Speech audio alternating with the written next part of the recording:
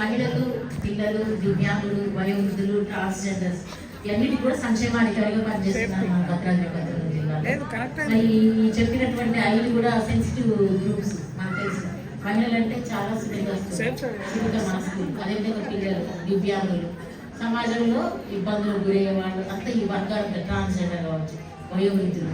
మరి ఇలాంటి వాళ్ళకి నన్ను సంక్షేమాధికారిగా నియమించారు. మరి నేను మీకు న్యాయం చేస్తా అనుకుంటున్నాను అందరికీ. జిల్లాలో నేను గతంలో కూడా అందరికీ పరిచయమే. నేను ఈ జిల్లాలో గత వివిధ హోదాలో కూడా పనిచేశాను. సిడిపిఓగా కూడా ఇక్కడ పనిచేస్తున్నాను. మధ్యలో నేను ములుగు జిల్లా మరియు మహబూబాద్ జిల్లాలో డీడబ్ల్యూగా వెళ్ళాను. డీడబ్ల్యూగా ఇప్పుడు ఫుల్ ఫ్లెడ్జ్డ్గా ఫుల్ ఛార్జ్తో ఇక్కడ చేస్తున్నాను. మరి ఇక్కడ మన మహిళల కోసం మనం మాట్లాడుకోవాలి. మహిళల కోసం ప్రభుత్వం, గత ప్రభుత్వం కావచ్చు, ఈ ప్రభుత్వం కావచ్చు, ఎప్పుడు కూడా మహిళలకు పెద్దపీట వేస్తుంది. మీ అందరికీ తెలుసు మహిళల సంక్షేమమే దేశానికి అభ్యుదయం. మరి ఏ దేశమైనా అభివృద్ధి చెందుతుందంటే మహిళా అభివృద్ధి చెందితేనే దేశం అభివృద్ధి చెందుతుంది. మీకు తెలుసు సమాజం జనంలో మనం జనాభాలో చూసినట్టయితే 67% మంది ఉన్నారు. కాబట్టి రిజర్వేషన్లు కూడా అంతే శాతం ఉండాలని మనం ఫైట్ చేస్తున్నాం. కానీ ప్రభుత్వం మనకి 33% రిజర్వేషన్ ఇచ్చింది.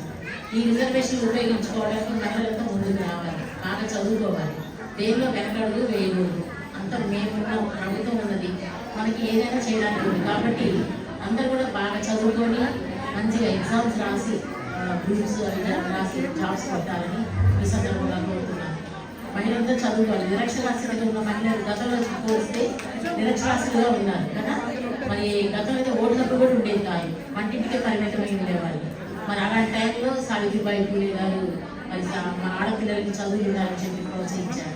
అదేవిధంగా రాజా రామ్మోహన్ రాయ్ గారు, కందుకూరి వీరేశలింగం గారు, వీళ్ళందరూ కూడా చాలా సమాజంలో ఉన్నటువంటి ఈ అంటరాంతరము, సతీ సంగమనం, వరకట్నము, బాల్య వివాహాలు ఇలాంటివన్నీ కూడా నిర్మూలించాలని చెప్పి చాలా ప్రయత్నాలు చేశారు. ఇప్పుడు చాలా వరకు వెలుగులోకి వచ్చారు. ఇప్పుడు ఎక్కడ కూడా ఆడపిల్లలు చదువుకోకుండా లేదు. ఇప్పుడు అందరూ చదువుతున్నారు, చక్కగా జాబ్స్ దొరుకుతున్నారు. మెడిసిన్స్ కానీ, ఎంసెట్ ఇంజనీరింగ్ కానీ, ఐఏఎస్ అన్నిట్లో టాపర్లుగా మహిళలు ఉంటున్నారు. స్కూళ్ళలో చదువుల్లో చూసినా కానీ అమ్మాయిలే బాగా చదువుతున్నారు. మరి ఇంకా రాను కొన్ని రోజులు పోతే మొత్తం దేశమంతా కూడా మన రాష్ట్రం అంతా కూడా మహిళల చేతులతోనే మరి పరిపాలించే దిశగా వస్తుంటారు. అంతగా సందేహం లేదు. ఎందుకంటే ఇప్పుడే చూస్తున్నాం మనము మహిళల కోసం ఇందిరా మహిళా శక్తి అని చెప్పి ఇప్పుడు క్యాంటీన్స్ కానివ్వండి, అద్దె బస్సులు కానీ అన్నీ కూడా మహిళలకి ఇస్తుంది ప్రభుత్వం. ఇంకా రేషన్ కార్డ్స్ కానివ్వండి, ఏదైనా మహిళల పేరు మీదే ఉంటుంది, మనం చూస్తూనే ఉన్నాం. ఏదైనా మహిళ పేరు పెడితేనే ఇస్తున్నారు. ఒకప్పుడు మహిళల్ని కొట్టేవాళ్ళు, తిట్టేవాళ్ళు, భర్తలు అంటే వేధించేవాళ్ళు. కానీ ఈరోజు వాళ్ళు డబ్బులు ఇస్తేనే తీసుకునే వాళ్ళు. ఒకప్పుడు ఆడవాళ్ళకి ఏదైనా చిన్న చిన్న ఖర్చులు కావాలంటే వాళ్ళ హస్బెండ్ అడిగితేనే ఇచ్చేవాళ్ళు, ఇస్తే ఇచ్చేవాళ్ళు, అది లేదు సరిగ్గా అన్నం పెట్టేవాళ్ళు కాదు, అంతలు సరిగ్గా చూసేవాళ్ళు కాదు. అలాంటి స్థితి నుంచి ఈరోజు మగవాళ్ళే భార్యల్ని 100 రూపాయలు ఇవ్వాలని అడుగునే స్థితికి వచ్చారు. ఏ రోజు కాదు డబ్బులు ఏమి లేవు వాళ్ళ చేతులు. అన్ని పథకాలు మన చేతిలో ఉన్నాయి, సంపాదన మన చేతిలో ఉంది. అంతా మనమే ఉద్యోగాలు చేసుకుంటున్నాం. అన్ని ప్రతి కూడా మన పేరు మీద ఇస్తున్నారు కదా. ఇప్పుడు ఇంట్లో ఉన్న భర్తలకైతే అసలు మింగుడు పడడం లేదు, వాళ్ళకి జీవించుకోలేకపోతున్నారు. ఏంటి ఇంత ఎదుగుతున్న కానీ ఒకప్పుడు ఇంట్లో బయటకు రాని మహిళ ఈరోజు అన్నింటిలో అన్ని రంగాల్లో ముందుకు చూసుకొని పోతుంది. ఎక్కడ కూడా భయపడలేదు, దేనికి తగ్గేదేలే అంటున్నారు. చూస్తూనే ఉన్నాం కదా. అలాంటి స్వయం శక్తితోటి ఉపాధి కూడా పొందుతున్నారు. మరి మహిళల కోసం మనం కూడా ఉపాధి కింద మనం కొన్ని కార్యక్రమాలు కూడా చేపడుతున్నాము, ట్రైనింగ్స్ ఇస్తున్నాము. మహిళా ప్రాంగణాలు ఉన్నాయి మనకి. ఎవరికైనా ఇంట్రెస్ట్ ఉంటే మనం బ్యూటిషియన్ కోర్స్ కానీ, మగ్గం కానీ, టైలరింగ్, కంప్యూటర్ ఇలాంటి ఏ కోర్స్ అయినా సరే మన చదువును బట్టి 7th క్లాస్ నుంచి డిగ్రీ వరకు ఏ చదివినా సరే మీకు ఉపాధి కావాలి అంటే మమ్మల్ని సంప్రదించండి. దానికి కొంత 2 నెలలు కానీ 3 నెలలు కానీ శిక్షణ ఇప్పించి మీకు ఉపాధి ఇప్పించడానికి మేము ప్రయత్నం చేస్తాము. అదేవిధంగా మహిళలకి హెల్ప్ లైన్స్ ఉన్నాయి. ఇప్పుడు డిపార్ట్మెంట్ ఎన్ని చేస్తుందంటే మహిళలకి వాళ్ళ భద్రత, రక్షణ, వాళ్ళకి గృహహింస నుండి బారిన తప్పించడానికి, తర్వాత పనిచేసే చోట వేధింపులు, మహిళ ఎక్కడైనా వివక్షకు గురి కాకూడదు అని చెప్పేసి మహిళలకి హెల్ప్ లైన్ ఉన్నారు 181. అది అందరూ గుర్తుపెట్టుకోవాలి, ప్రతి ఒక్క మహిళ కూడా 181. ఈ నంబర్ కాల్ చేసినట్లయితే మీకు ఇమీడియట్గా వెహికల్స్, మీరు రాలేని పరిస్థితిలో ఉన్నా కానీ 24/7 ఇది పనిచేస్తుంది. అంటే అర్ధరాత్రి చేసినా కానీ కాల్ లిఫ్ట్ చేస్తారండి. 24/7 ఇది పనిచేస్తుంది. స్టేట్ నుంచి లింక్ అప్ అయి ఉంటుంది మన దగ్గరికి. ఏ జిల్లా నుంచి అనేది వాళ్ళు ట్రేస్ అవుట్ చేస్తారు. మనకి ఎప్పుడైతే ఫోన్ వస్తుందో ఇది ఏ ఏరియా నుంచి వస్తుందని కనిపెడతారు. అక్కడి నుంచి మనం భద్రాద్రి అనుకోండి, భద్రాద్రి జిల్లాలో ఇట్లా వచ్చింది లొకేషన్ కూడా చెప్తుంది ఫలానా గౌతమ్పూర్ రుద్రంపూర్ నుంచి. అలాంటప్పుడు వెంటనే మనకి వాళ్ళ కాలర్ పేరు ఇస్తారు, నంబర్ ఇస్తారు. ఆ నంబర్ని పట్టుకొని మన వాళ్ళు వెహికల్ తీసుకొని వచ్చి మిమ్మల్ని తీసుకొని రెస్క్యూ చేస్తారు. అంటే భర్త అర్ధరాత్రి తాగి వచ్చి కొట్టి ఇంట్లోంచి గెంటేస్తూ ఉంటారు. మీరు దిక్కుని చోటు చెప్పుకో, నీకెవరు లేరు అని అంటారు. కానీ ప్రభుత్వం అండగా ఉందని మర్చిపోతుంది. మీరు అంతా కూడా ఎక్కడ ఎవరికి జరిగినా మీకే జరగాలని లేదు, ఎక్కడ జరగకూడదు కూడా. కానీ ఎవరికైనా మీరు చూసుంటే మీ ఊపరు వారు కానీ, మీ బంధువులు కానీ, స్నేహితులు కానీ ఎక్కడైనా ఇలాంటి పరిస్థితి కనిపిస్తే మీరు 181కి కాల్ చేసి వాళ్ళని రక్షించండి. అలాంటి వాళ్ళని తీసుకొచ్చి మనకి సఖీ వన్ స్టాప్ సెంటర్ ఉంటుంది. అక్కడ వాళ్ళకి 5 రోజులు షెల్టర్ ఇస్తారు. ఆ షెల్టర్లో వైద్య సహాయం, న్యాయ సహాయం, పోలీస్ సహాయం, కౌన్సిలింగ్ షెల్టర్ అన్ని 5 రకాల సర్వీసెస్ అందిస్తారు. ఈ సర్వీసెస్ గురించి మీకు చాలా మంది తెలియకపోవచ్చు. అందువల్ల ఈరోజు గుర్తు చేయడానికి నేను మళ్ళీ ప్రత్యేకంగా వచ్చాను. మనం చాలా మంది 181 హెల్ప్ లైన్తో రావచ్చు. లేదు అంటే సఖీకి మామూలుగా మీకు అడ్రస్ తెలిస్తే గవర్నమెంట్ హాస్పిటల్ బ్యాక్ సైడ్ ఉంటుందండి. అది మీ భజన మందిరం రోడ్డు 35 అనుకుంటా, వార్డ్ నెంబర్ 35 వార్డు రుక్మాందర్ గారు ఉండేవాళ్ళు తమ్ముడు, అది కౌన్సిలర్ గారు. ఆ వార్డులో ఉందండి అది. మీరు అక్కడికి వెళ్తే డైరెక్ట్గా కూడా మీరు చూడొచ్చు. మామూలుగా టెస్టింగ్ కూడా చూడొచ్చు. మీరు వెళ్ళి ఎలా ఉంటాయి సర్వీసెస్ చూద్దాం అసలు అంటే విజిటింగ్ కూడా చేయొచ్చు. మామూలు బిజినెస్ లాగా వెళ్ళి ఏం చేస్తారమ్మా ఇక్కడ, మీరు ఎలాంటి మహిళలకు సహాయం చేస్తారు, ఏం చేస్తారు ఏంటి అనేది మీరు తెలుసుకుంటే మీరందరూ లీడర్స్ అయ్యారు. ఒక లీడర్ ఉన్న వాళ్ళే ఈరోజు యాక్టివ్గా ఉండి ఈరోజు ఇక్కడికి వచ్చారు. లీడర్షిప్ లేకపోతే ఇంతమంది వచ్చేవాళ్ళు కాదు.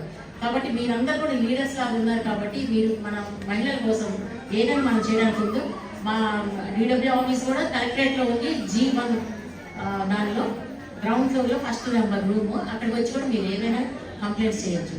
అదేవిధంగా పిల్లల కోసం కూడా మనం చేస్తాం. అంటే మహిళల కోసం ఇంకా చెప్పాలి అంటే మనకి స్వధార రూమ్ ఉంది. అంటే ఒంటరి మహిళ ఆమెకి ఎవరు లేరు, తల్లిదండ్రులు లేరు, భర్త లేరు, భర్త వదిలేసిండు, చిన్న పిల్లలు ఉన్నారు, ఎడుకోవాలి, ఎక్కడ ఉన్నారు, ఇంటి కిరాయి తీసుకుంటే బతికించే పరిస్థితి లేదు, ఉద్యోగం లేదు. అలాంటప్పుడు మనకి స్వధార హోమ్ ఉంది. విద్యానగర్ కాలనీలో 3 years వరకు ఉండొచ్చు. అక్కడ కూడా ఉపాధి నేర్పిస్తూ ఉంటారు. వాళ్ళకి ఫ్రీగా ఉచిత భోజనం, వసతి సౌకర్యాలు అన్నీ ఉన్నాయి. కాబట్టి మహిళలు ఎవరు కూడా మేము ఎవరు లేము అనుకోవద్దు. ప్రభుత్వం మీకు అండగా ఉంటుందని ఈ సందర్భంగా తెలియజేస్తున్నాను. మీకేం పర్వాలేదండి, అక్కడ భోజనం బాగుంటుంది. మీరు మళ్ళీ ఏదైనా షాపులో పనిచేయడానికి వెళ్తాం, మేము ఎట్లా ఒట్టి ఉండాలండి, మాకు టైం పాస్ ఏదంటే మీరు అక్కడ టైలరింగ్ నేర్చుకోవచ్చు. లేదంటే ఏదైనా షాప్లో కావచ్చు. మీరు ఏదైనా ఒక ఉద్యోగం మేము పంపిస్తాం. అక్కడి నుంచి మీరు వెళ్ళి మళ్ళీ తిరిగి అక్కడికి వచ్చి మీరు షెల్టర్ తీసుకునేటట్టుగా మీరు 3 years కానీ ఇంకా కంటిన్యూస్గా ఉండొచ్చు. అక్కడి నుంచి మేము వేరే ఏదైనా ఉపాధి చూస్తాం వెళ్తామంటే వెళ్ళొచ్చు. ఇంకా పెద్ద చదువులకు వెళ్తామంటే వెళ్ళొచ్చు. ఏదైనా కానీ ప్రభుత్వం ఏం చేస్తుంది.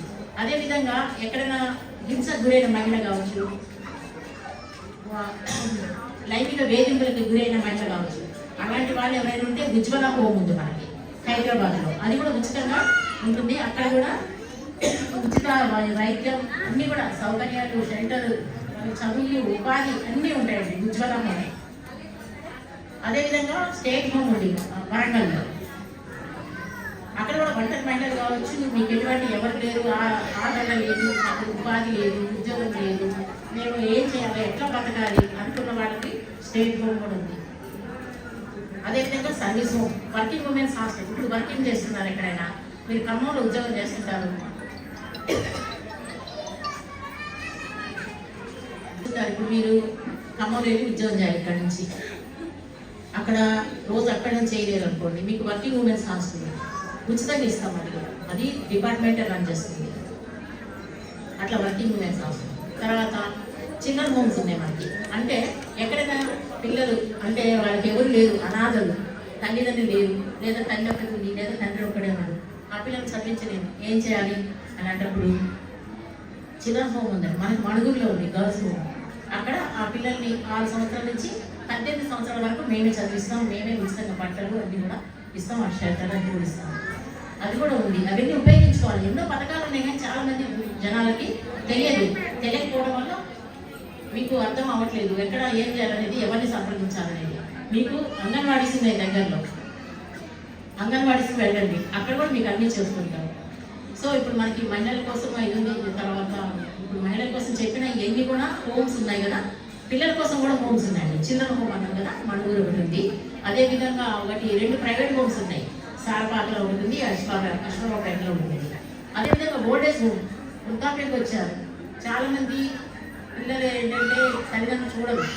చిన్నప్పుడు వాళ్ళు ఎంత జాగ్రత్తగా తల్లులు పిల్లల్ని అల్లారు ముద్దుగా వాళ్ళు తినక పెంచి పెద్ద చేసి పోషించి వాళ్ళ ఫీజులు కట్టి బట్టలు ఇచ్చి చదివించి వాళ్ళకి ఒక పని కూడా చెప్పకుండా నేర్పించి వాళ్ళని పెద్ద చేసి ఆస్తిపాస్తులన్నీ కూడబెట్టి కోట్ల ఆస్తి లక్షల ఆస్తి కూడబెట్టి ఇల్లు వాకిళ్ళు పొలాలు అన్నీ కొనిపెట్టి అన్నీ చేసిన తర్వాత వాళ్ళు సెటిల్ అయినాక తల్లిదండ్రులు చూడటానికి చాలా ఇబ్బంది పడుతున్నారు. ఒక పూట అన్నం పెట్టడానికి వాళ్ళ ఆ వయసులో చాలా తక్కువే తింటారు. ఒక గుప్పెడు మెతుకుల కోసం వాళ్ళు ఎంతో ఇబ్బందులు పడుతున్నారు. అలాంటి వాళ్ళ కోసం కూడా మన హోమ్స్ అండి 14567 అనే హెల్ప్ లైన్ ఉంది. ఆ హెల్ప్ లైన్ దృష్టిలో పెట్టుకొని మీరు ఎవరికైనా ఇలాంటి సహాయం చేయాలి అనుకుంటే సంప్రదించండి. ఆ హెల్ప్ లైన్తో మేము మాట్లాడతాం. అంటే వాళ్ళకి ట్రిపులేట్కి వెళ్ళొచ్చు, అఫిలేట్ ట్రిపులేట్ అనేది ఉంది, కలెక్టరేట్లో ఉంది, ఆర్డీఓ ఆఫీస్, ఈడబ్ల్యూ ఆఫీస్లో ఉంది. ఎవరైనా అలాంటి వృద్ధ జంటలు ఎవరైనా వృద్ధులు వచ్చినట్లయితే మన ఆఫీస్కి వచ్చినట్లయితే వాళ్ళ తల్లిదండ్రులు వాళ్ళ పిల్లల్ని పిలిపించేసి తల్లిదండ్రుల సమక్షంలో